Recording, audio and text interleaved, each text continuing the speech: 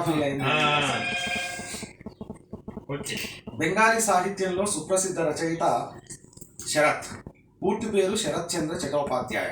ఆయన రాసిన దేవదాసు నవల యొక్క తెలుగు అనువాదం ఇది. దేవదాసు నవలలో పార్వతి గొప్ప వ్యక్తిత్వం గల స్త్రీగా కనబడుతుంది. ఆమె అనేక సంఘటనలను ఎంతో పరిపక్వతతో వ్యవహరించింది. అదే సమయంలో దేవదాసు వ్యక్తిత్వంలో లోపాలు కనబడ్డాయి నాకు. అతనిపై సానుభూతి కలిగింది. దేవదాసును పార్వతి ఎంతగా ఇష్టపడ్డా దేవదాసు ఆమెను నిర్లక్ష్యం ఎందుకు చేశాడో నాకు అర్థం కాలేదు. పార్వతికి దేవదాస్ అంటే చిన్నతనంలో ఎంత ఇష్టం ఉండేదో పెద్దయ్యాక కూడా అంత ఇష్టం ఉండడం కనిపించింది. పార్వతికి జమీందారుతో వివాహం అయ్యాక కూడా దేవదాసుపై ఉన్న ప్రేమ తొలగిపోలేదు. దేవదాసు ప్రవర్తనలో ఎన్నో వైరుధ్య భావనలు కనబడ్డాయి. పార్వతిని నిర్లక్ష్యం చేస్తాడు.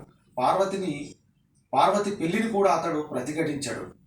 కలకత్తాలో వేశ్యతో పరిచయం ఏర్పడ్డాక ఒక దశలో ఆమెను కూడా అసహ్యించుకుంటాడు. కానీ చంద్రముఖి అనే ఆ వేశ్య దేవదాసును ఇష్టపడుతుంది. త్రాగుడుకు బానిసై అనారోగ్యం పాలైన దేవదాసుకు చంద్రముఖి నిస్వార్థంగా ఇష్టంగా సేవ చేస్తుంది. చివరి దశలో ఎంతో ఆశతో పార్వతిని చూడడానికి బయలుదేరిన దేవదాసు చివరికి ఆమెను చూడకుండానే అత్యంత దయనీయంగా మరణించడం విషాదాన్ని కలిగిస్తుంది. కథలో సంభాషణలు, నాటకీయత అద్భుతంగా ఉన్నాయి. చదవదగ్గ మంచి నవల ఇది.